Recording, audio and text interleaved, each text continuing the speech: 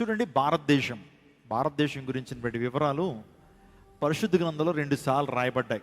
మీరు ఎస్తేరు గ్రంథాన్ని జాగ్రత్తగా చదివితే అక్కడ మన దేశం పేరు గురించి బైబిల్ గ్రంథంలో కూడా రాయబడింది. చాలామంది అంటారు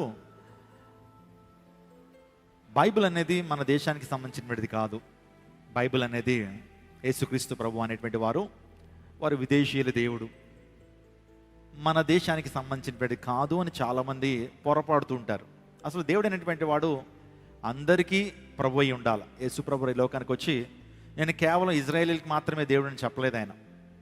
నేను కేవలం అమెరికా వాళ్ళకి మాత్రమే దేవుడు అని చెప్పలా. నేను ఈ లోకానికే వెలుగు అన్నాడు. స్తోత్రం చెప్పండి. ప్రపంచానికే వెలుగునన్నాడు. దేవుడు అనేటువంటి వాడు ఒక ప్రాంతానికి మాత్రం ఏనాడు కూడా పరిమితం అవ్వడు. దేవుడు అనేటువంటి వాడు విశ్వవ్యాప్తకంగా సార్వత్రికంగా ఉంటాడు. ఆలోచన చేయండి. ఒక ప్రాంతానికి మాత్రమే పరిమితంగా ఒక దేవుడు ఉన్నట్లయితే అతడు దేవుడే అని పిలువబడ్డాడు. గాడ్ అనేటువంటి వాడు యూనివర్సల్గా ఉంటాడు. యేసు ప్రభు వారు ఈ ప్రపంచంలోకి ఆయన అరుదించి అని ఎప్పుడు మాట్లాడుతున్నా ఒక సందర్భంలో లేకపోతే ఒక వంశం వారికి ఆయన మాట్లాడుతూ రాలా. ఆయన ఏం చెప్పినా సరే ఆయన ప్రపంచంతో మాట్లాడుతూ నేను ఈ లోకానికి వెలుగునన్నాడు, నేను ఈ లోకానికి ఉప్పునై ఉన్నానన్నాడు. ఆయన చేసినటువంటి సంచలనాత్మకమైనటువంటి statements, I am the way, the truth and the life, నేనే మార్గమును, నేనే సత్యమును, నేనే జీవమును, నాలో పాపం ఉందని మీరు ఎవరు స్థాపించగలరు అని చెప్పినటువంటి వ్యక్తి, నేనే పునరుత్థానమును, నేనే జీవమును అన్నాడు. ఇలా చెప్పుకుంటూ పోతే యేసుక్రీస్తు ప్రభువులో ఉన్నటువంటి శ్రేష్టమైనటువంటి లక్షణాలు, యేసుక్రీస్తు ప్రభులో తప్ప మరి ఏ ఒక్కరిలో చూడనటువంటి అంశాలు ఈ ప్రపంచంలో చాలా ఉన్నాయండి. యేసుక్రీస్తు ప్రభు మరణాన్ని తిరిగి జయించాడు. ఆయన గురించి ఎంత చెప్పినా తక్కువే. ఆయన దైవ మానవుడు అనేటువంటి సత్యాన్ని మీరు గమనించాలి. యేసుక్రీస్తు ప్రభు వారు ఆయన మరణించి పరలోక రాజ్యానికి ఆరోహణం అయిన తర్వాత తన శిష్యులతో దేవాదేవుడు మాట్లాడాడు, మీరు సర్వలోకానికి వెళ్ళి సర్వ సృష్టికి సువార్తను ప్రకటించండి. Going to all the world and preach the gospel. Gospel అనే మాట గో అండ్ స్పెల్ అనేటువంటి అర్థం వస్తూ ఉంది. మనం దేవుని సువార్తను అందించాలి అనేటువంటి ఆ యొక్క బాధ్యతను మన భుజస్కంధాల మీద మనం వేసుకుని ఈ లోకంలో బ్రతుకుతున్నాం. యేసుక్రీస్తు ప్రభు యొక్క సువార్త భారాన్ని 12 మంది శిష్యులు వారు భుజస్కంధాల మీద వేసుకుని ప్రపంచానికి ఆయన గురించిన సువార్తను అందింపజేశారు. అందులో ప్రధానంగా తోమా అనేటువంటి ఒక శిష్యుడు యేసుక్రీస్తు ప్రభు యొక్క ఆ యొక్క గాయాల్లో వేలు పెట్టి చూస్తేనే కానీ నమ్మను అన్నటువంటి ఆ తోమాయే మన భారతదేశానికి వచ్చాడు. భారతదేశానికి వచ్చి భారతదేశం అనేక మందిని ప్రభావితం చేశాడు. అప్పటికే భారతదేశంలో యూదులు ఉంటూ ఉండేటువంటి వారు, భారతదేశంలో యూదులు ఉన్నారు. ఇప్పటికీ కూడా కేరళ వెళ్ళిపోతే అక్కడ యూదులు మనం చూస్తూ ఉంటాం. తమిళనాడులో కొన్ని ప్రాంతాల్లో యూదులు మన భారతదేశంలో ఇప్పటికీ కూడా నివసిస్తున్నారు. అక్కడ ఆయన చేసినటువంటి కార్యం ఏంటంటే, ఆయన వచ్చినప్పుడు గోండోఫరస్ అనేటువంటి ఒక రాజు, గోండోఫరస్ అంటే రాజు, అతని 8 సామంత రాజులు యేసుక్రీస్తు ప్రభుని నమ్ముకుంటారు. దాని గురించినటువంటి చరిత్ర మన గ్రంథాల్లోనూ చరిత్రలో కూడా మనం చూస్తూ ఉంటాం. గోండోఫరస్ యేసుక్రీస్తు ప్రభుని నమ్ముకున్నాడు, యేసుక్రీస్తు ప్రభు సిలువను ఆశ్రయించాడు అని చెప్పడానికి చాలా నాణాలు కూడా ఈ రోజున అందుబాటులో మనకున్నాయి. చరిత్రను ఏ ఒక్కరు కూడా కాదనలేరు. అతను చాలామందిని ప్రభావితం చేసుకుంటూ వెళ్ళాడు. అంటే యేసుక్రీస్తు ప్రభు వారు మరణించి పునరుత్థానుడైన కొన్ని సంవత్సరాలకే AD 52లో అంటే క్రీస్తు శకము 52వ సంవత్సరంలోనే భారతదేశానికి యేసుక్రీస్తు ప్రభు గురించి సువార్త వచ్చింది. 13వ శతాబ్దం 14వ శతాబ్దం బ్రిటిష్ వారు తీసుకొచ్చినటువంటి మతము కాదు, ఎప్పుడో యేసుక్రీస్తు ప్రభు గురించి సువార్త భారతదేశంలో ఉంది అనేటువంటి విషయాన్ని మీరు గమనించాలి. 2 పర్యాయాలు నా దేవాది దేవుడు బైబిల్ గ్రంథంలో భారతదేశం గురించి రాయించి పెట్టాడు. అంటే భారతదేశం పట్ల దేవునికి ఒక ప్రత్యేకమైన ప్రణాళిక ఆయనకుంది అనే విషయాన్ని మీరు గమనించాలి. రవీంద్రనాథ్ ఠాగూర్ అనేటువంటి వ్యక్తి మనకు తెలుసు. అతడు నోబెల్ లారియట్, నోబెల్ ప్రైజ్ గ్రహీత. వీళ్ళు ఎంతమంది తెలుసు రవీంద్రనాథ్ ఠాగూర్? ఓకే, గీతాంజలి అనేటువంటి కావ్యాన్ని రాశాడు కదా. ఆ రవీంద్రనాథ్ ఠాగూర్ ఒక విషయాన్ని చెప్తారు, ఒక ప్రార్థన ఆ వ్యక్తి చేస్తాడు. Lord, take me to the place where I can have self respect and without fear.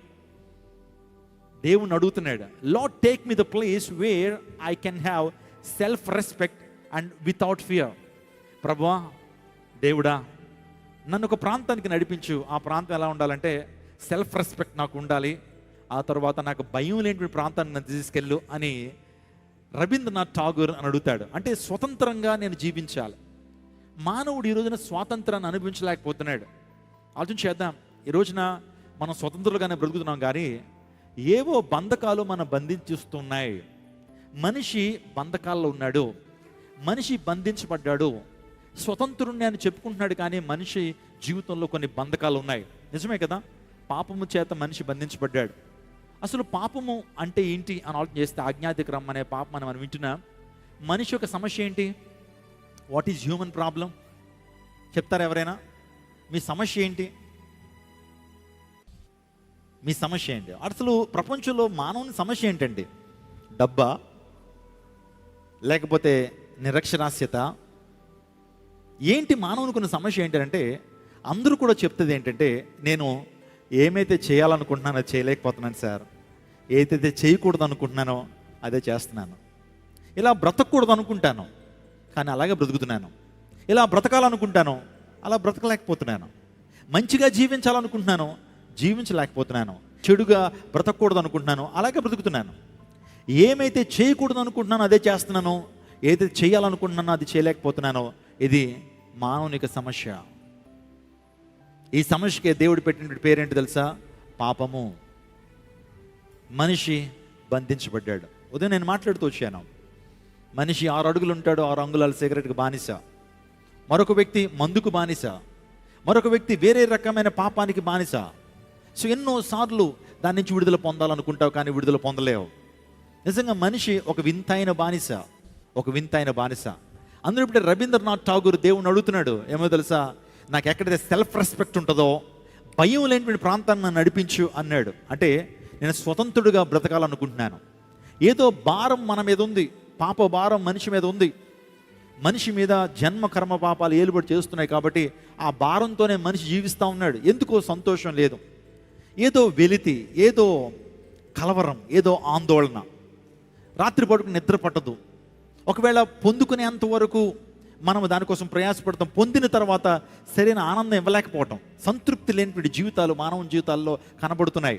అందరూ పెట్టే మనిషి భగవంతుడిని వేడుకుంటున్నాడు, అస్తోమ సత్యమయ, అసత్యంలో నన్ను సత్యంలోకి నడిపించు, చీకట్లో ఉన్నాను నన్ను వెలుగులోకి నడిపించు, మృత్యుతో పోరాడుతున్నాను నాకు జీవంతో నన్ను నింపు. ఓం శాంతి శాంతి శాంతి. అసతోమ సద్గమయ, తమసోమ జ్యోతిర్గమయ, మృత్యోర్మ అమృతంగమయ.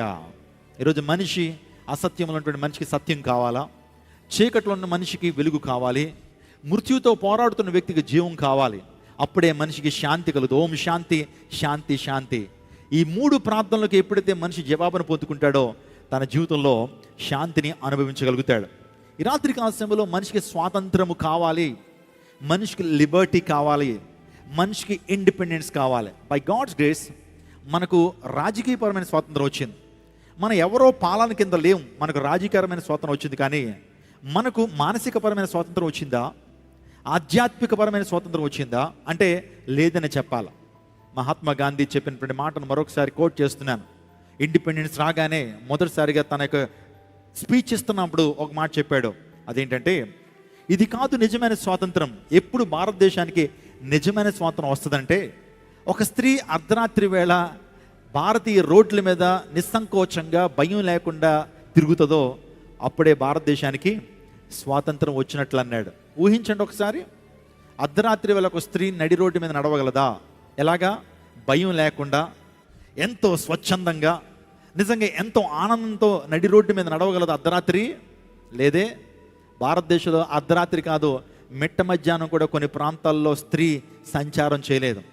సో స్త్రీలే అక్కర్లా, పురుషులు కూడా కొన్ని ప్రాంతాల్లో నిర్బంధంగా వారు సంకోచం లేకుండా నడవగలిగిన పరిస్థితులు భారతదేశంలో లేవు. ఎన్నో ఎన్నో సోషల్ ఈవిల్స్ భారతదేశాన్ని పట్టు పీడిస్తూ ఉన్నాయి. అనేకమైనటువంటి సాంఘిక దురాచారాలు, ఒక రకంగా చెప్పాలి కుల వ్యవస్థ, ఇంకా మనం చెప్పాలంటే కక్షలు, అల్లర్లు, ఇంకా రకరకాలైనటువంటి ఇష్యూలు మన భారతదేశంలో ఉన్నాయి.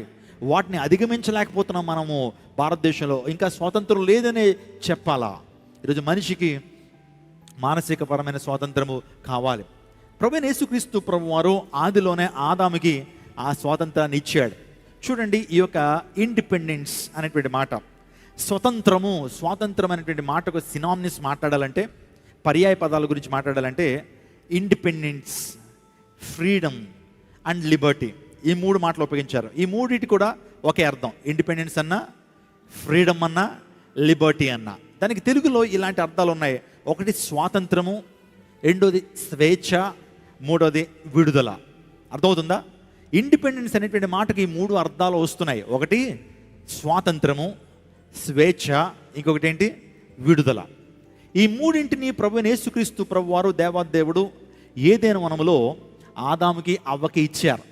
కానీ ఆ స్వాతంత్రాన్ని వారు దుర్వినియోగపరుచుకున్నారు. సంపూర్ణమైన ఇండిపెండెన్స్ని దేవాదేవుడు వారికి ఇచ్చాడు. అన్నిటి మీద అధికారం ఇచ్చాడు. మీరు ప్రతి దాని మీద కూడా మీకు అధికారం ఉంది. మీరు ఈ యొక్క సృష్టిని, ఈ యొక్క భూమిని మీరు లోపరుచుకోండి, దాన్ని సేద్యపరచండి, దాన్ని ఆధీనంలో తీసుకోండి, దాన్ని ఏలండి అన్నాడు. ఏమంటే ఇంతకంటే ఫ్రీడమ్ ఎవరిస్తారు? ఎవరిస్తారు? దేవాదేవుడు వారికి స్వేచ్ఛ ఇచ్చాడు. మీరు ఏది కావాలంటే తినచ్చు. ఏమైనా కండిషన్ ఏమైనా పెట్టాడా? ఈ పండు తినకూడదు అన్నాడు. కానీ సో తింటున్నప్పుడు ఆపలా. అర్థమైందండి? స్వేచ్ఛ దేవుడు ఇచ్చాడు, ఇవ్వలేదా? ఖచ్చితంగా ఇచ్చాడు. ఆ పండు తినద్దు అని చెప్పాడు, కానీ తింటున్నప్పుడు వెళ్ళి ఎందుకు తింటున్నారు అన్నాడా? దేవుడు ఏనాడు కూడా పాపం చేస్తున్నప్పుడు మనిషిని ఆపడు. లెట్ ఇట్ బి అంటాడు. కానీ పాపానికి పర్యవసానం ముందే చెప్తాడు. అది చేస్తే నీ జీవితంలో ఇలాంటి పర్యవసానాలు పొందుకుంటావు అని చెప్తాడు. కానీ నువ్వు వినకపోతే దేవుడు ఏనాడు కూడా ఆపడు.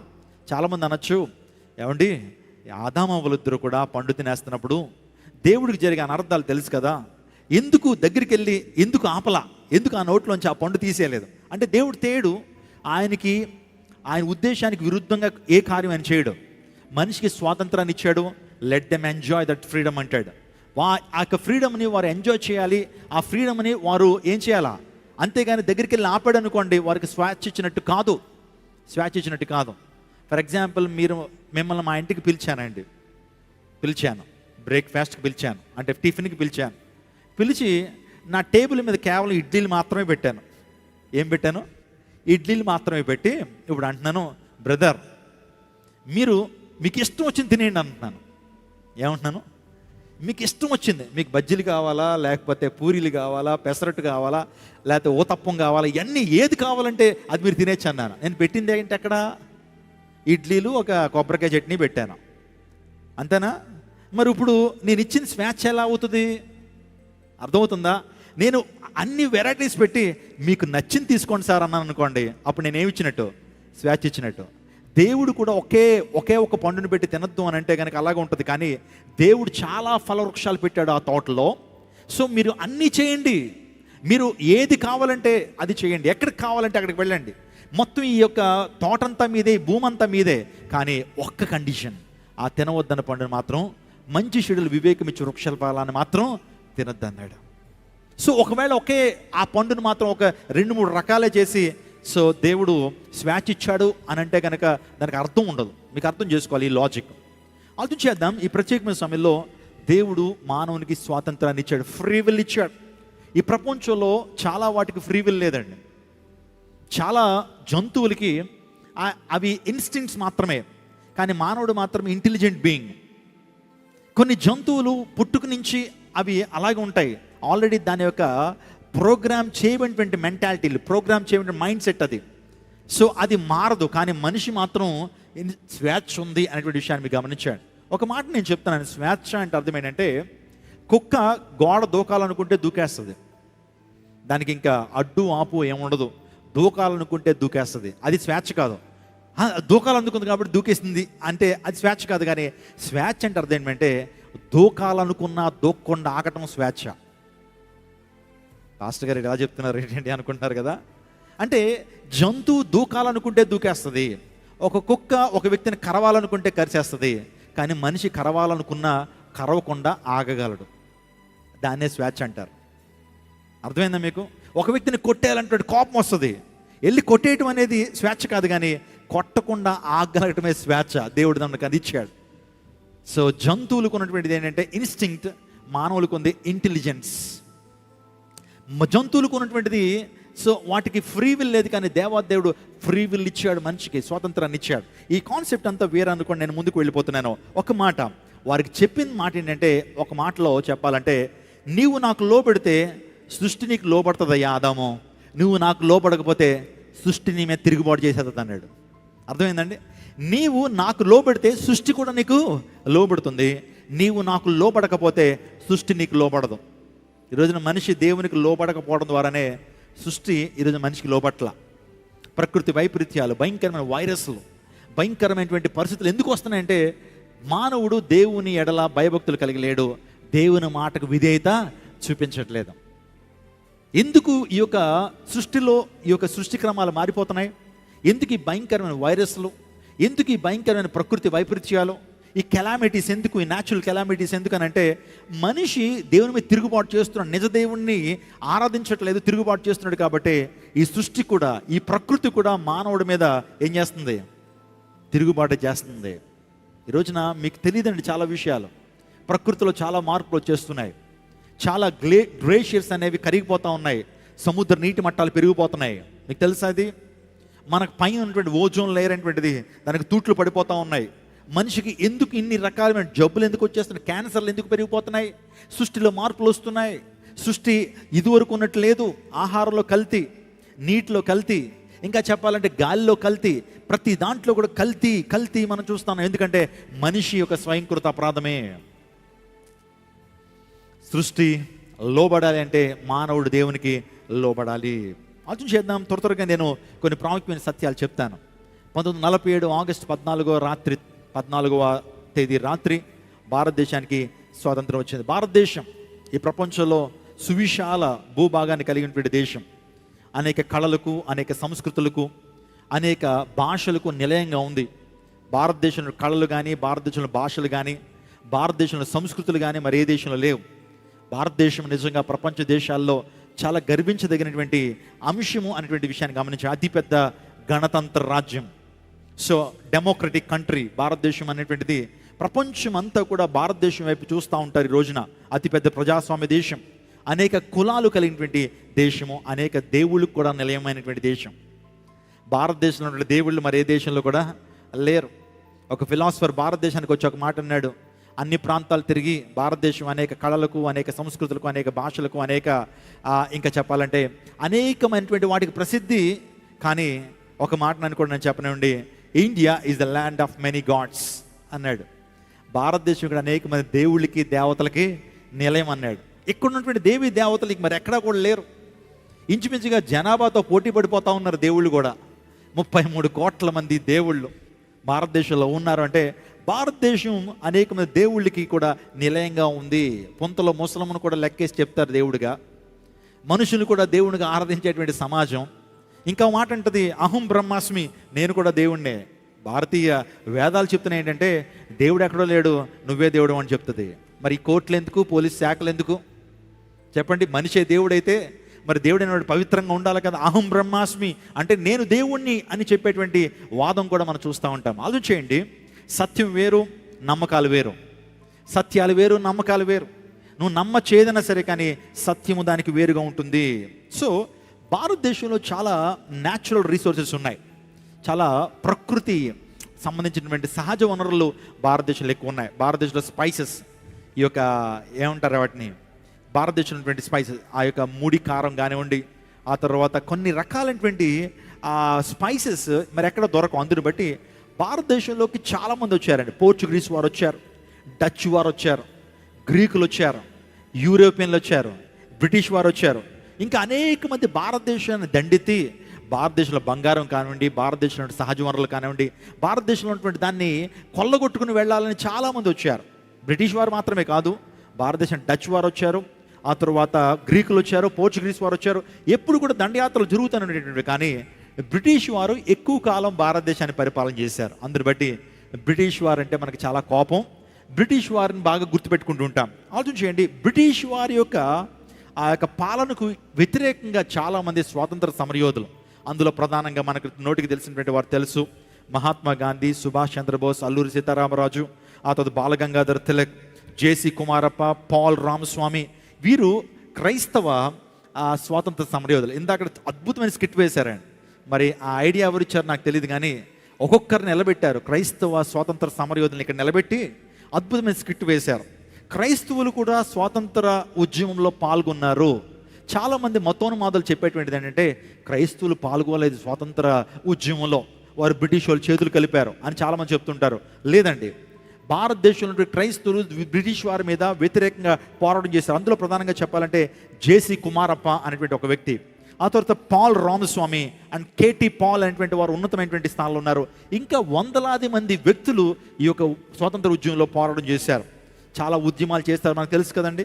క్విట్ ఇండియా కావచ్చు, సత్యాగ్రహం, ఉప్పు సత్యాగ్రహం, దండి, ఆ తర్వాత నాకు తెలిసిన విషయాలు చెప్తా ఉన్నాను. సో క్విట్ ఇండియా ఉద్యమం కావచ్చు, ఆ తర్వాత సిపాయిల తిరుగుబాటు 1987 సిపాయిల తిరుగుబాటు, ఇవన్నీ కూడా చేస్తూ వచ్చి ఎట్టకేలకు భారతదేశానికి స్వాతంత్రాన్ని తీసుకొచ్చారు. మీకు ఇక్కడ ఒక విషయం చెప్పాలి. ఆ విషయం ఏంటంటే, ఆ విషయము అట్లాంటిక్ చార్టర్ అనేటువంటి ఒక కాన్సెప్ట్ ఉందండి. అట్లాంటిక్ చార్టర్ ఎవరికైనా తెలుసా? ఇక్కడ అట్లాంటిక్ చార్టర్ అనేటువంటి కాన్సెప్ట్ ఉంది. వాస్తవానికి భారతదేశానికి స్వాతంత్రం రావడానికి అమెరికా వాళ్ళు చాలా ప్రధానమైన పాత్ర వహించారు. అట్లాంటిక్ చార్టర్ గురించి చెప్తాను. మీకు చాలామందికి కాంపిటేటివ్ ఎగ్జామ్స్ రాస్తున్నటువంటి వారికి అట్లాంటిక్ చార్టర్ గురించి తెలుసు. వాస్తవానికి మొదటి ప్రపంచ యుద్ధం జరుగుతూ ఉన్నప్పుడు 1938 సంవత్సరంలో బ్రిటిష్లో చర్చిల్ అనేటువంటి ఒక వ్యక్తి ఉన్నాడు. అమెరికా దేశానికి అప్పుడు ప్రెసిడెంట్ ఎవరంటే రూజ్వెల్ట్. త్వరగా చెప్తాను, ఆ అట్లాంటిక్ చార్టర్ గురించి త్వరగా చెప్తాను. అప్పుడు వాస్తవానికి ఈ యొక్క హిట్లర్ అనేటువంటి వ్యక్తి బ్రిటిష్ వాళ్ళ మీద బాగా పోరాటం చేస్తున్నాడు. హిట్లర్ అనేటువంటి ఒక జాతి దురహంకారి. రెండో ప్రపంచ యుద్ధానికి కారకుడైనటువంటి వాడు బ్రిటిష్ వారి మీద పోరాటం చేస్తుంటే బ్రిటిష్ వారు వెళ్ళి అమెరికా వాళ్ళని అడిగారు, మీ సహాయాన్ని మాకు పంపించండి, ఈ యొక్క హిట్లర్ మాకు చాలా ఇబ్బంది పెట్టేస్తున్నాడు అని. అంటే అమెరికా వాళ్ళు అన్నారు, మీరు భారతదేశాన్ని ఇబ్బంది పెట్టట్లేదా? భారతదేశాన్ని బానిసలుగా చేసుకోలేదా? అందును బట్టి మీరేదో మంచోళ్ళు అన్నట్టుగా మాట్లాడతారేంటి?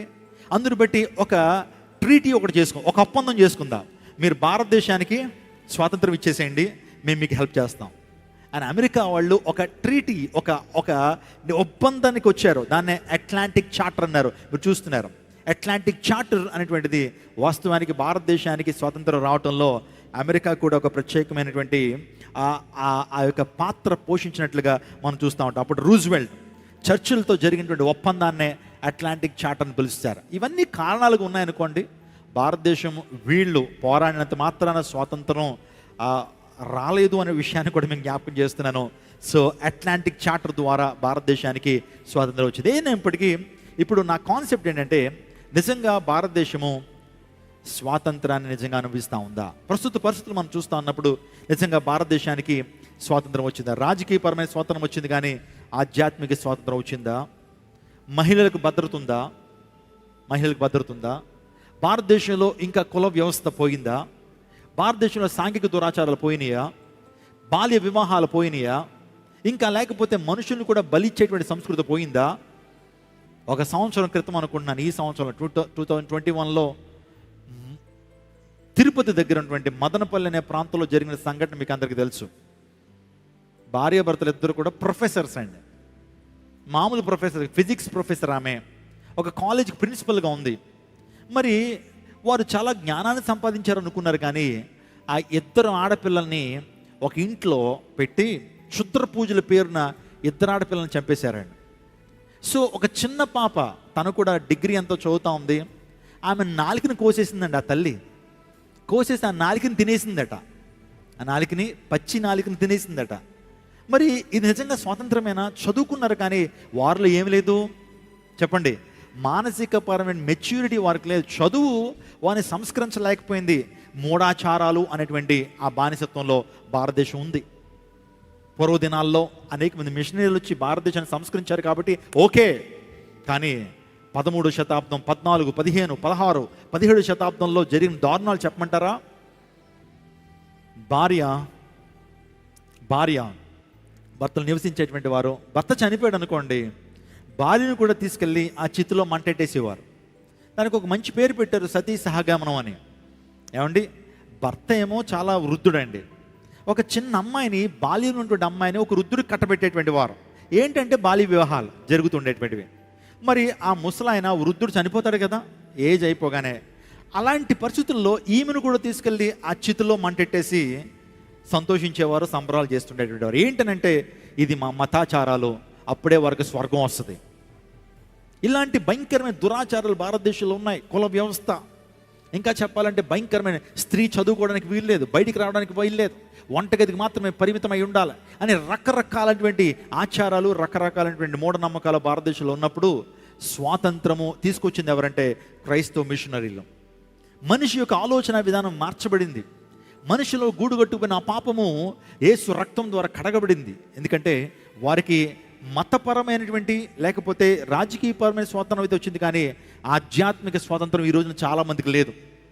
విగ్రహార్థం బానిసత్వం, పాపం అనే బానిసత్వం, ఏదో బానిసత్వంలో మనిషి మ్రొగ్గుతూ ఉన్నాడు, ఏదో బానిసత్వంలో మనిషి జీవిస్తూ ఉన్నాడు. మీలో చాలామందికి నిర్భయ గురించి, దిశ చట్టాలు ఎలా వచ్చినాయో మీకు అందరికీ బాగా తెలుసు. నిర్భయ చట్టం, జ్యోతి సింగ్ పాండే అనేటువంటి ఒక అమ్మాయి, ఆ అమ్మాయి ఢిల్లీలో పారామెడికల్ విద్యార్థిని. ఆమె ఒకరోజు కాలేజీలో ఆ ప్రాజెక్ట్ వర్క్లన్నీ చూసుకుని రాత్రి ఒక ఫ్రెండ్తో పాటు బస్సు ఎక్కింది. బస్సు ఎక్కితే బస్సులో ఉన్నటువంటి 6 డ్రైవర్తో పాటు సో అమ్మాయిని అత్యంత కిరాతకంగా మానభంగం చేసి, సో ఆమె యొక్క శరీరంలో భయంకరమైనటువంటి రాడ్లు, ఏమండి ఒక రకంగా చెప్పాలంటే భయంకరమైన విధానంలో ఆమెలోకి ఇన్సర్ట్ చేసేసారు, భయంకర విధానంలో చంపేశారండి. ఆ టైంలో ఆ అమ్మాయి కొర ప్రాణంతో ఉంటే సింగపూర్ తీసుకెళ్లారు, కానీ ఆ అమ్మాయి బ్రతకడం మాత్రం అసాధ్యం అయిపోయింది, చచ్చిపోయింది ఆ అమ్మాయి. సో భారతదేశం అంతా కూడా ఆ రోజున బయటకు వచ్చారు, యవనస్తులందరూ బయటకు వచ్చారు, భారతదేశం మీడియా అంతా కూడా బయటకు వచ్చి అమానుషమైనటువంటి చర్య అని సో తీసుకొచ్చారు. అక్కడి నుంచి కూడా ఒక నిర్భయ చట్టం వచ్చింది.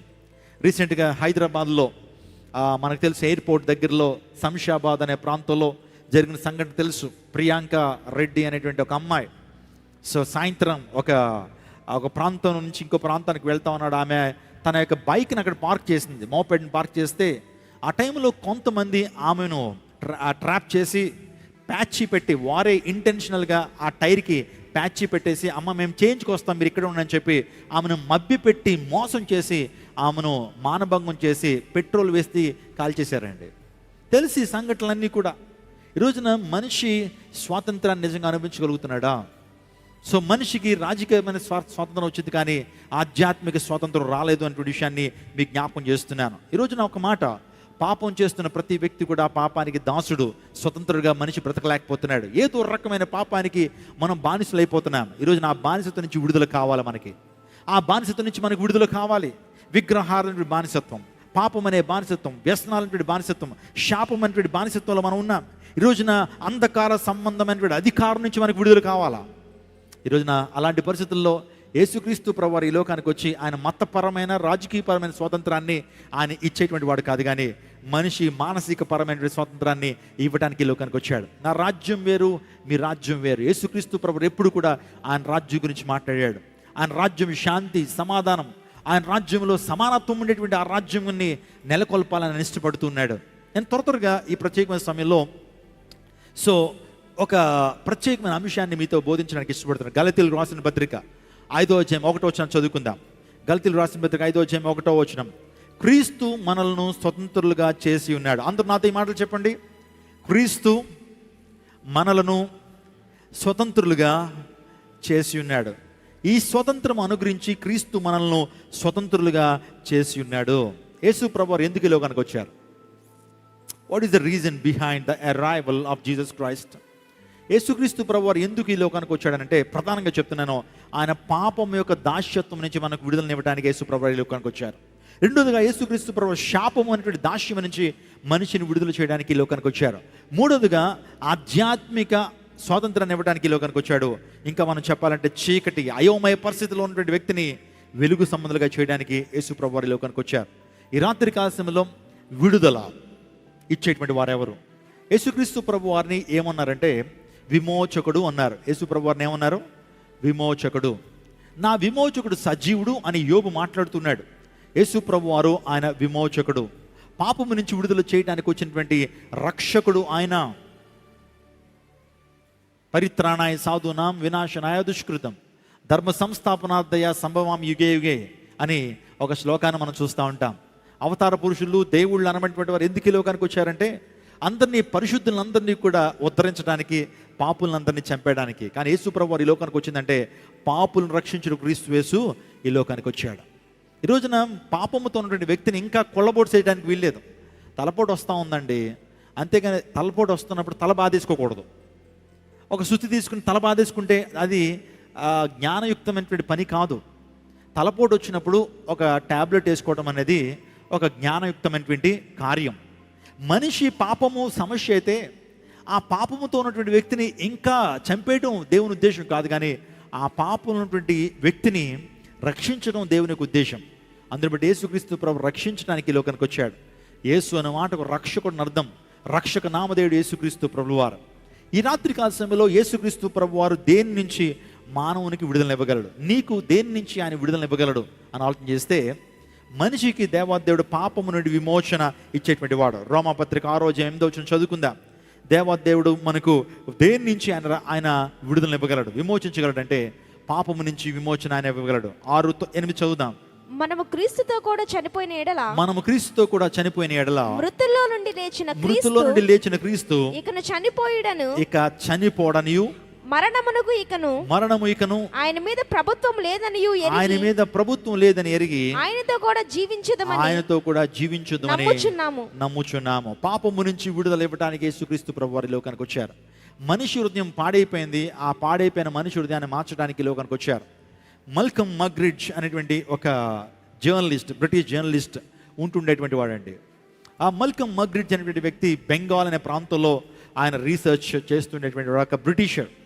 ఒకరోజు ఉదయాన్నే ఒక పని కోసం వెళ్ళిపోతున్నప్పుడు ఒక చెరువులో ఒక స్త్రీ స్నానం చేయడం చూశాడు. మునిగీత ద్వారా వెళ్ళిపోయాడు. ఆ ప్రాంతానికి వెళ్ళిపోయి ఆమె ఎక్కడైతే ఉందో ఆమెకి సుమారుగా 3 అడుగుల దూరంలో లేచాడండి. మునిగీత అంటే తెలిసిన నీటిలో మునిగీతతో వెళ్ళిపోతూ ఉంటారు చాలామంది. అక్కడికి వెళ్ళేటప్పటికి తను అసహించుకోవటం మొదలుపెట్టాడు మల్కమ్ మగ్రిడ్జ్. ఎందుకంటే ఆ స్త్రీ దగ్గరికి నిలబడగానే ఆమె తన యొక్క ఆ సిగ్గును కప్పుకోవడం కోసం తన చేతులను ఇలా అడ్డు పెట్టుకుంటా ఉంది, కానీ అడ్డు పెట్టుకోలేకపోతుంది. తనకి చేతులు ఈ యొక్క వేళ్ళన్నీ కూడా తినివేయబడ్డాయి, ముక్కంతో కూడా తినివేయబడింది. ఆమె ఒక కుష్ఠరోగి. ఇతను చాలా భయంకరమైన కామతప్తంతో ఆ ప్రాంతానికి వెళ్ళి ఆ స్త్రీని ఏదో చేయాలి అనే ఉద్దేశంతో ఆ ప్రాంతానికి వెళ్ళాడు. కానీ తన మనస్సు ఆ టైంలో ఎంత భయంకరమైన మనస్సు తనకు అర్థమైంది. బయటకు వచ్చాడు, క్షమించమని అడిగాడు. బయటకు వచ్చి ఒక కొటేషన్ రాశాడు. ఈ రోజున ఆమెకు కాదు కుష్ఠరోగం ఉంది, నా మనస్సుకుంది. నా మనస్సు మలినమైపోయింది. కుష్ఠరోగం ఆమెకుందని అనుకుంటున్నాను, కానీ కుష్ఠరోగం అనేది నా మనస్సుకుంది. ఈ రోజున ప్రపంచంలో చూస్తున్న గుడ్డు వాళ్ళు లేరా? అందంగా ఉన్నటువంటి భావన కలిగినటువంటి ఆ కుష్ఠరోగులు లేరనుకుంటున్నారా? పైకి చాలా అందంగా ఉన్నామని చెప్తున్నారు, కానీ మనస్సు కుష్ఠుతోనే ఉంది. పైకి చూస్తున్నాం అనుకుంటున్నారు, కానీ చూడలేనటువంటి అంధత్వము, భయంకరమైన అంధత్వం మనుషుల్లో ఏలుబడి చేస్తూ ఉంది. దేవుడు స్వాతంత్రాన్ని ఇవ్వడానికి ఈ లోకానికి వచ్చాడు. పాపం నుంచి విడుదల ఇవ్వడానికి యేసుక్రీస్తు ప్రభువారు ఈ లోకానికి వచ్చాడు. రోజున నువ్వు ఏ వ్యసనంతో ఉన్నా నువ్వు భయపడనక్కర్లేదు, కృంగిపోనక్కర్లేదు. ప్రభు దగ్గరికి వస్తే ఆ వ్యసనం నుంచి దేవాదేవుడు విడుదలనిస్తాడు. ఆ వ్యసనం నుంచి దేవాదేవుడు సంపూర్ణమైన రక్షణ నీకు ఇస్తాడు. యేసుక్రీస్తు ప్రభు రక్తము కడగనటువంటి పాపం ఈ ప్రపంచంలో లేదు అనే విషయాన్ని గమనించండి. అనేక మంది మనకు దగ్గరలోనే చీరాల అనే ప్రాంతం మనకు తెలుసు. అక్కడ స్టూవర్ట్పురం అనేటువంటి ఒక ప్రాంతం గురించినటువంటి వివరాలు మీరు వినే ఉంటారు. దాని గురించి సినిమాలు కూడా వచ్చినాయి స్టూవర్ట్పురం గురించి. స్టూవర్ట్పురం దొంగలు చాలా ప్రసిద్ధికి ఎక్కినటువంటి వారు. దొంగతనానికి వెళ్లే ముందట వారు గాడిద రక్తాన్ని తాగేటువంటి వారట. గాడిద రక్తం ఎందుకంటే పాస్టర్ గారు గాడిద రక్తం తాగుతారంటే, గాడిద రక్తం తాగుతానని ఎంత పరిగెత్తిన ఆయాసం రాదట. బాగా స్టామినా బాగుంటుంది అనమాట. అందుని బట్టి గాడిద రక్తం తాగేవారు. ఒంటికి బాగా నూనె పూసుకుని దొంగతనానికి వెళ్తుండేటువంటి వారు. ఎవరన్నా పట్టుకుందామన్నా సరే దొరికేవారు కాదు. సుమారుగా 40-50 కిలోమీటర్ స్పీడ్గా పెడుతున్న ట్రైన్లోంచి కూడా దూకేసేటువంటి ఆ యొక్క చాకచక్యం వారికి ఉంది. ప్రొఫెషనల్స్ అండి, రాబరీస్ చేయడంలో గొప్ప ప్రొఫెషనల్స్. ఏదన్నా గుడిలో పచ్చహారాలు తీసేయాలన్నా, ఆ తర్వాత ఏదన్నా ఆ గర్భగుడిలో ఉన్నటువంటి ఈ యొక్క హారాలు దొంగిలించాలన్నా, విగ్రహాలు దొంగిలించాలన్నా మామూలు దొంగల వల్ల అవుతుండేటువంటిది కాదు. వారు ఖచ్చితంగా స్టూవర్ట్పురం దొంగలు అయి ఉండాలి. అటువంటి ప్రాంతంలో స్టూవర్ట్పురం అనే ప్రాంతానికి దేవుని సేవకులు ఆ ప్రాంతానికి వెళ్ళారండి. ఆ ప్రాంతానికి స్వార్థ ప్రకటించడానికి ప్రయత్నం చేశారు. మొదట చాలా ప్రతిఘటన వచ్చింది, కానీ మెల్లమెల్లగా వారిలో గొప్ప గొప్ప మార్పులు వస్తూ ఉన్నాయి. ఎస్పెషల్లీ స్టూవర్ట్ అనేటువంటి ఒక దేవుని సేవకుడు స్టూవర్ట్పురం అనే ప్రాంతానికి వెళ్ళాడు. అక్కడ జీవితం గురించి చెప్పాడు. మానవ జీవితం ఎలా ఉండాలి, నిజదేవుడు ఎవరు, మానవుడు ఎక్కడి నుంచి వచ్చాడు, ఎక్కడికి వెళ్ళిపోతున్నాడు, మనిషి ఎలా జీవించాలి, ఎలా జీవిస్తే మనిషి సంతోషంగా ఉంటాడు, ఈ విషయాలన్నీ కూడా స్టూవర్ట్ అనేటువంటి దేవుని సేవకుడు వారు బోధించడం మొదలుపెట్టాడు. చూడండి, దేవుని వాక్యం మనలో కార్యసిద్ధిని కలుగు చేస్తుంది లేదా? దేవుని వాక్యాన్ని వింటున్నప్పుడు మన అంతరంగంలో మార్పు వస్తూ ఉంటుంది. దేవుని వాక్యం వింటూ ఉన్నప్పుడు మనసులో మార్పు వస్తూ ఉంటుంది. దేవుని వాక్యం ఒక ఔషధం వలె మన జీవితాల్లో పనిచేస్తూ ఉంటుంది. ఎప్పుడైతే దేవుని వాక్యాన్ని, ఖచ్చితమైన దేవుని వాక్యాన్ని ఎప్పుడైతే అందిస్తూ ఉన్నాడో, వారిలో ఒక్కొక్కరుగా మార్పులు వస్తున్నాయి. ఒక్కొక్కరు కూడా దొంగతనం చేయడం పాపం అని గమనించారు. పొరుగు మంది ఆశించకూడదని తెలుసుకున్నారు. మారు మనసు పొంది రక్షణ పొంది కొన్నాళ్ళకి దొంగతనాలు మానేశారు. దొంగతనాలు ఎప్పుడైతే మానేగానే పోలీస్ స్టేషన్లో కేసులు నమోదు అవట్లా, పోలీసు వాళ్ళందరికీ పని ఉండట్లా. దొంగతనాలు మానేసాడు, దొంగలు కేసులు రావట్లేదు, పట్టుకోవడానికి అవకాశాలు మొత్తం మానేశారు. ఒకరోజు ఆ పోలీసు వారు, కలెక్టర్ గారు వచ్చేసారండి ఆ ప్రాంతానికి. అంటే ఆ ప్రాంతంలో డేరాలు వేసుకుని ఉండేవారట వాళ్ళు. ఆ ప్రాంతానికి వచ్చి ధైర్యంగా ఒక మాట అన్నారట, ఏం బాబు దొంగతనాలు ఏమైనా మానేశారన్న? అవును మానేసే ఉన్నారట. ఏంటి కారణం? ఎవరిని ఉద్యోగాలు ఇచ్చారా? మాకు ఎవరు ఉద్యోగాలు ఇవ్వలేదు కదండి, మేము యేసుప్రభువుని నమ్ముకున్నామండి, దొంగతనాలు మానేసాం అన్నారు. గట్టిగా చప్పలు కొడుతూ దేవుని నామం పరచండి. అప్పుడు ఆ ప్రాంతానికి పేరు లేదండి. ఆ ప్రాంతానికి ఏమీ లేదు, పేరు లేదు. ఇప్పుడైతే మనం స్టువర్ట్పురం అని పేరు పెట్టుకున్నాం, కానీ ఆ ప్రాంతంలో ఆ టైంలో పేరు లేకపోతే, అయితే మీలో మార్పు వచ్చింది కాబట్టి మీకు కూడా ఓటు హక్కు ఇవ్వాలి, మీకు కూడా మేము రేషన్ కార్డు ఇవ్వాలి, అందుని బట్టి మీ ప్రాంతానికి ఒక పేరు పెట్టాలి. ఏ పేరు పెట్టమంటారు అని అడిగారట. ఏమన్నారు? ఏ పేరు పెట్టమంటారంటే, వాళ్ళు తడువుకోకుండా మా ప్రాంతానికి యేసు సువార్తను తీసుకొచ్చి మమ్మల్ని అసత్యంలోంచి సత్యంలోకి, చీకట్లోంచి వెలుగులోకి నడిపించిన దేవుని సేవకుడు ఉన్నారండి, ఆయన పేరు స్టువర్ట్. ఆయన పేరేంటి? స్టువర్ట్. మేము మారడానికి ప్రధానమైన కారణము మా ప్రభువైన యేసుక్రీస్తు ప్రభువారు. ఆ తర్వాత రెండోదిగా మా అయ్యగారు, మా పాస్టర్ గారు స్టువర్ట్ గారు. అందుని బట్టి మా ఊరికి మా పాస్టర్ గారి పేరు పెట్టండి అన్నారట. ఆ పాస్టర్ గారి పేరేంటి? స్టువర్ట్. అందుని బట్టి ఆ ప్రాంతానికి ఏ పేరు వచ్చింది? స్టువర్ట్పురం. స్తోత్రం చెప్పండి, హల్లెలూయా. అండ్ ఒక ప్రాంతం మార్చబడ్డానికి కారణం ఏంటంటే యేసుక్రీస్తు ప్రభువారు. యేసుక్రీస్తు ప్రభువు ఏ గృహాల్లోకి అయితే వెళ్తూ ఉంటాడో ఆ గృహాల్లో మార్పు వస్తుంది, పిల్లల్లో మార్పు వస్తుంది, భార్యాభర్తలు మరి పరివర్తన వస్తుంది. ఎంతమంది సాక్ష్యాలు చెప్తారండి ఇక్కడ? దేవుని వాక్యాన్ని విని మా జీవితాన్ని కట్టుకున్నామండి. ఒకరోజు భయంకరమైన జీవితం, నా భార్యను రోజు కొడుతుండేటువంటి వాడిని, కానీ దేవుని వాక్యం నన్ను మార్చింది. ఈరోజు ప్రేమగా చూసుకుంటానని నా పిల్లల్ని, నా భార్యని. లేకపోతే ఒకప్పుడు నేను గయ్యాళి గంపలా ఉండేటువంటి దాన్ని అండి. సో అస్సలు యాగనిచ్చేటువంటి దాన్ని కాదు, నా భర్తను యాగనిచ్చేటువంటి దాన్ని కాదు, నా పిల్లల్ని యాగనిచ్చేటువంటి దాన్ని కాను. ఎప్పుడైతే దేవుని వాక్యాన్ని విన్నానో నాలో పరివర్తన వచ్చింది. చాలామంది సాక్ష్యాలు, యేసు ప్రభు దగ్గరికి రావటం ద్వారా మతాలు మారిపోవట్లేదు, కానీ అంతరంగాలు మారుతున్నాయి. సో మనస్తత్వాలు మారుతున్నాయి. మనిషి యొక్క మనస్సు మారుతూ ఉంది. యేసు ప్రభు మతి మార్చేటువంటి వాడు కానీ మనసు మార్చేటువంటి దేవుడు కాదు. ఈరోజు ఒక మాట, క్రైస్తవ ప్రచారం అనేది మత మార్పులు కాదు, మతిని మార్చేటువంటి వాక్య సందేశాలు. గట్టిగా చెప్పకూడదా? ఈ రోజున యేసయ్య మాట మనిషి మనస్సును మార్చగలదు. యేసు రక్తం మన అంతరంగాన్ని, చిత్తవృత్తిని మార్చగలిగినటువంటిది. యేసయ్య లోకానికి వచ్చి పాపములను రక్షించడానికి లోకానికి వచ్చాడు. నిజంగా అనేక మంది వెలిగించాడు. ఒకనాడు సౌలు అనేటువంటి వ్యక్తి భయంకరమైన పాపిగా ఉన్నాడు, హానికరుడుగా, దూష్కరుడుగా ఉన్నాడు. అనేక మంది క్రైస్తవుల్ని హింసించడానికి కంకణం కట్టుకున్నటువంటి ఆ సౌలు మార్పు చెందడానికి ప్రధానమైన కారణం ఏంటంటే యేసుక్రీస్తు ప్రభువారు. జక్కయ్య జీవితంలో మార్పు వచ్చిందంటే యేసుక్రీస్తు ప్రభువారు జక్కయ్య కుటుంబాన్ని సందర్శించారు. ఇలా చెప్పుకుంటూ పోతే పాపము నుంచి విడుదలనివ్వడానికి యేసుక్రీస్తు ప్రభువారు ఈ లోకానికి వచ్చారు. ఇంకా యేసుక్రీస్తు ప్రభువారు దేని నుంచి మనకు విడుదలనివ్వగలడంటే అంధకార సంబంధమైన అధికారం. కొలసీలు రాసిన పత్రిక 1:13. కొలసీలు రాసిన పత్రిక 1:13. కమాన్ చర్చ్. ఆయన మనలను అంధకార సంబంధమైన అధికారములో నుండి మనల్ని విడుదల చేసి తాను ప్రేమించిన తన కుమారుని యొక్క, చాలండి, దేవుడు మనల్ని అంధకార సంబంధమైన అధికారము నుండి, the authority of evil force, దాని నుంచి మనకి ఏమి ఇస్తాడట? విడుదలనిస్తాడట.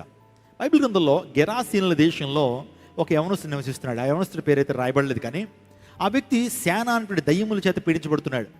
So he was possessed with demons. ఆ వ్యక్తి దురాత్మల చేత పీడించబడుతున్నాడు. దురాత్మల చేత పీడించబడేటువంటి వ్యక్తి ఎలా ఉంటాడంటే ఒంటరిగా బతుకుదాం అనుకుంటాడు, ఏ ఒక్కరితో కలవడం. ఆ వ్యక్తి ఎలా జీవిస్తున్నాడంటే ఇంట్లో ఉండలేదట, శ్మశానాల్లో నివసిస్తున్నాడట. ఆ తర్వాత బట్టలు కట్టుకోరా బాబు, బట్టలు వేసుకోరంటే నా బట్టలు వద్దని చెప్పి బట్టలు తీసేస్తున్నాడట. ఆ తర్వాత తన శరీరాన్ని తనే గాయపరుచుకుంటున్నాడట. రాళ్ళు తీసుకుని తన శరీరాన్ని తానే గాయపరుచుకుంటున్నాడు. శ్మశానాల్లో ఉంటున్నాడు. సభ్యతా సంస్కారం లేకుండా ఆలోచన చేస్తున్నాడు. భవిష్యత్తు పట్ల ఒక ఆలోచన లేదు, తన జీవితం పట్ల ఆలోచన లేదు. వ్యర్థంగా తన జీవితాన్ని వ్యర్థం చేసుకుంటున్నాడు ఆ యవనస్తుడు. ఆ టైంలో యేసుక్రీస్తు ప్రభువారు ఆ దేశానికి, గెరాసీనుల దేశానికి వచ్చి ఆ యవనస్తుడితో మాట్లాడుతూ ఆ యవనస్తుని విడుదల చేశాడు. విడుదల చేసినప్పుడు ఆ యవనస్తుడు యేసుక్రీస్తు ప్రభువుని వెంబడించినటువంటి మాట పరిశుద్ధ గ్రంథంలో మనం చూస్తూ ఉంటాం. ఇక పుతోను అంటే దయ్యము చేత పీడించబడుతున్నటువంటి ఒక స్త్రీ, ఆమె కూడా యేసుక్రీస్తు ప్రభు యొక్క శక్తి ద్వారా ఆమె విడుదల పొందింది. ఈరోజు చాలామంది డిప్రెషన్, చాలామంది భయంకరమైనటువంటి ఆ మానసిక పరమైనటువంటి ఆ డిప్రెషన్, మానసికమైన సమస్యలతో ఉన్నారు. రాత్రి పడుకుంటే నిద్ర పట్టక, ఏదో రకమైన కలవరం, psychological issues, depression, anxiety, fear, వీటి ద్వారా చాలామంది సఫర్ అవుతున్న వారు చాలామంది ఉన్నారు. కొంతమంది దురాత్మశక్తులతో పీడించబడుతున్నటువంటి వారు. మార్నింగ్ ఒక ప్రియ చెల్లెమ్మని తీసుకొచ్చారు, చెప్తున్నారు ఆమెకు దురాత్మ ఉందండి, దురాత్మశక్తితో పీడించబడుతుందండి, ప్రార్థన చేయడానికి తీసుకొచ్చారు. ప్రార్థన చేశాను. అర్థం చేయండి, ఈరోజున సాతాను యొక్క అధికారం మన మీద ఉంది, సాతాను యొక్క ప్రభావం మన మీద ఉంది, దురాత్మ శక్తుల యొక్క ప్రభావం మన మీద ఉంది. ఈ రోజున ఒక్కొక్క దురాత్మ ఒక్కొక్కరిని పట్టి పీడిస్తూ ఉంటుంది. త్రాగుబోతుతనం అనేటువంటి ఒక దురాత్మ, కుటుంబం పాడైపోతున్నా, పిల్లలు చాలా భయంకరమైన పేదరికంతో వెళ్ళిపోతున్నా, కుటుంబంలో పిల్లలు భయంకరమైన పేదరికాన్ని అనుభవిస్తూ చావుకు సిద్ధంగా ఉన్నా సరే ఆ దురాత్మ మాత్రం చాలామందిని విడిచిపెట్టదు. ఆ దురాత్మ ఇంకా చాలామంది వ్యభిచారం అంటే దురాత్మ. నిజంగా ఈ యొక్క దురాత్మను మనిషిని పట్టి పీడించి చివరికి నరకాగ్ని గుండానికి తీసుకెళ్ళిపోతా ఉన్నాయి. ఈరోజు నీకు విడుదల కావాలి, ఈరోజు విడుదల కావాలి. ఈరోజు విడుదల ప్రభువైన యేసుక్రీస్తు ప్రభు వారు ఇచ్చేటువంటి వాడు. చాలామంది యవనస్తులు ఈ రోజున సోషల్ మీడియాకి బానిస అయిపోతున్నారు, పోర్నోగ్రఫీకి బానిస అయిపోతున్నారు, అశ్లీలమైన దృశ్యాలు చూడడానికి బానిసలు అయిపోతున్నారు. తద్వారా వారి జీవితంలో భవిష్యత్తు అంధకారం అయిపోతూ ఉంది, జీవితం చాలా భయంకరమైన రీతిలోకి వెళ్ళిపోతూ ఉంది. ఏదైతే చూస్తున్నావో అదే చేయాలంటే ఆలోచనలు, ఆ ఆలోచనలు నీ జీవితాన్ని పతనం చేస్తున్నాయి, దానికి బానిసలుగా మార్చబడిపోతున్నావు. నీతి తగ్గిపోతుంది, మోరల్ వాల్యూస్ తగ్గిపోతూ ఉంది, ఎవరిని పవిత్రంగా నువ్వు చూడలేకపోతున్నావు. ఎందుకో తెలుసా, నువ్వు చూస్తున్న దృశ్యాలు అలాంటివి. ఆ పోర్నోగ్రఫీకి బానిస, అదొక దురాత్మ అని అంటాను. ఈరోజు దేవాదేవుడు ఆ దురాత్మ నుంచి నీకు విడుదల ఇవ్వగలిగిన వాడు. స్తోత్రం చెప్పండి, హల్లెలూయా. ఒక సందర్భంలో ఒక ప్రముఖమైన ప్రాంతంలో ఒక మెట్రోపాలిటన్ సిటీలో నేను దేవుని వాక్యం అందించడానికి వెళ్ళాను.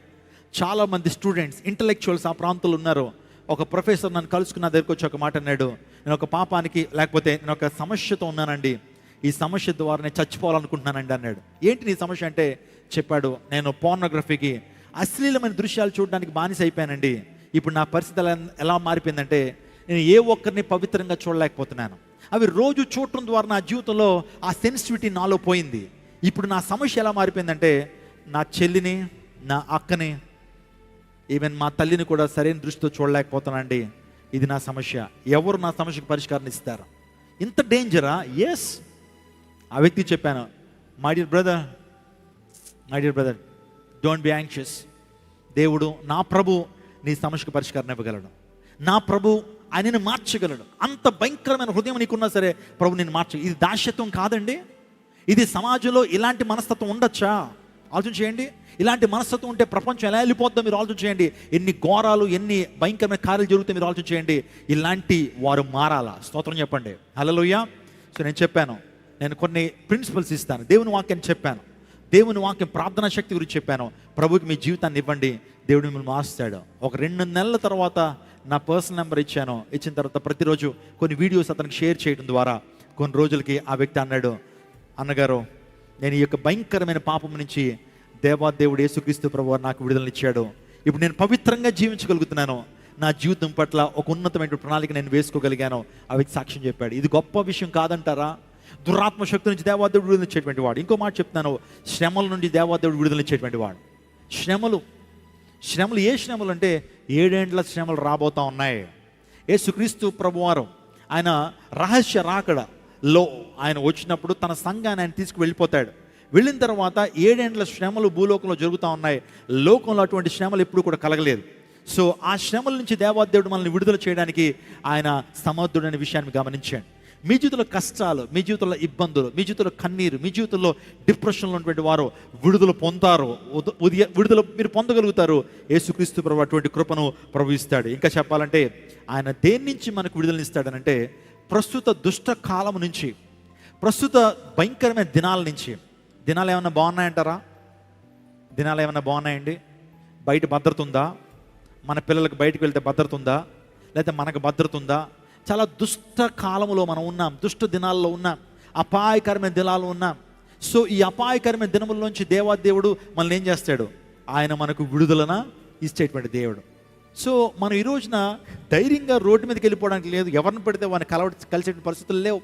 ఏ వైరస్ మన శరీరాన్ని చుట్టుముడుతుందో తెలియదు, ఎటువంటి అపాయము మనల్ని చుట్టుముడుతుందో మనకు తెలియదు. ఇలాంటి టైంలో దేవుని యొక్క ఆత్మ నడిపింపు మనకు ఉండాలి, దేవుని యొక్క సంరక్షణ మనకు కావాలి. దేవుడు మనం రక్షించేటువంటి దేవుడు. రక్షింప నేరకున్నట్లు యెహోవా హస్తము కొరచ కాలేదు, విన నేరకున్నట్లు ఆయన చెవులు మందము కాలేదు. దేవాదేవుని రక్షించేటువంటి దేవుడు. సో అపాయం నుంచి రక్షించేటువంటి దేవుడు, చీకటి నుంచి రక్షించేటువంటి దేవుడు, సాతాను యొక్క భయంకరమైన ఉచ్చుల్లోంచి మన దేవుడు మనం రక్షించేటువంటి దేవుడు. ఇంకా చెప్పాలంటే ఈ అపాయకరమైన దినాలు, దుష్టకాలం నుంచి దేవుడు మనల్ని విడుదల చేసేటువంటి వాడు. ఇంటికి వెళ్ళిన తర్వాత గలతీయులకు రాసిన పత్రిక 1:14 చదవండి. సో అక్కడ ప్రస్తుత దుష్టకాలం నుంచి ప్రభు మనల్ని విడిపించేటువంటి రోజుకి మారిపోతూ ఉంటాయి, కానీ అటువంటి దుష్టకాలం నుంచి ప్రభు మనల్ని విడిపించేటువంటి దేవుడు. ఫైనల్లీ శాపము నుంచి దేవాదేవుడు మనల్ని విడిపించేటువంటి దేవుడు. మన మీద శాపం ఉంది, ఆదాము అవ్వలు చేసిన శాపము మన మీద ఉంది. ఆ శాపం నుంచి కూడా దేవాదేవుడు మనం విడుదల చేసేటువంటి దేవుడు. కాబట్టి ఈ రోజున నిజమైన స్వాతంత్రికుడు మన ప్రభువైన యేసుక్రీస్తు ప్రభువారు. ఆయన పాపము నుంచి, దురాత్మ శక్తుల ప్రభావం నుంచి, అంధకార సంబంధమైన అధికారం నుంచి, శ్రమల నుండి, ప్రస్తుత దుష్టకాలం నుంచి, శాపము నుంచి ఆయన మనకు విడుదలనిచ్చేటువంటి దేవుడు. క్రీస్తు రక్తము ద్వారా మనకు విడుదల. హల్లెలూయా. క్రీస్తు రక్తం ప్రతి పాపము నుంచి మనం పవిత్రులుగా చేసేటువంటిది. కాబట్టి ఈ రాత్రికాల సమయంలో మన జీవితాల్లో స్వాతంత్రాన్ని అనుభవిద్దాం. నిజమైన స్వాతంత్రం యేసుక్రీస్తు ప్రభులో ఉంది. ఈ స్వాతంత్రం ఇది రాజకీయపరమైన స్వాతంత్రం అంటున్నాను, కానీ యేసుక్రీస్తు ప్రభువారు మనకిచ్చేది ఆయన ఇచ్చేది మానసిక పరమైన స్వాతంత్రము. ఆయన మనకిచ్చేది ఆధ్యాత్మిక స్వాతంత్రం ఇచ్చి ఆయన రాజ్యంలో మనల్ని నిలబెట్టేటువంటి వాడు. ఈ లోకంలో శాంతిని, సమాధానాన్ని, పరలోక రాజ్యంలో ఆత్మశాంతిని ఇవ్వగలిగినటువంటి వాడు యేసుక్రీస్తు ప్రభువారు. తల్ల వంచని ప్రార్థన చేద్దాం. మనం మిక్కిలిగా ప్రేమించిన మా యేసయ్య, ఈ ప్రత్యేకమైన సమయంలో నీ మాటల ద్వారా మమ్మల్ని ధైర్యపరిచేందుకు వేళ నువ్వు పాపం నుంచి మనం విడుదల చేసేటువంటి దేవుడు. ఈ రోజున ప్రభు భయంకరమైన ఘోరాలు, హత్యలు, నేరాలు జరుగుతున్నటువంటి ఈ సందర్భంలో నాయన మా కుటుంబాలను మీరు రక్షించేటువంటి దేవుడు. రాబోతున్న నిత్య నరకాగ్నిగుండం నుంచి రక్షించేటువంటి దేవుడు. పాపపు శక్తి నుండి, పాపపు వ్యసనాల నుంచి, పాపానికి వచ్చేటువంటి తీర్పు నుంచి నువ్వు మమ్మల్ని రక్షించేటువంటి దేవుడు. కాబట్టి నీకు వందనాలు. సమస్త మహిమ, ఘనత, ప్రభావాలు నీకు ఆరోపిస్తూ యేసు శక్తి కలిగిన నామములో అడిగి వేడుకొంచున్నాం తండ్రి. ఆమేన్, ఆమేన్, ఆమేన్.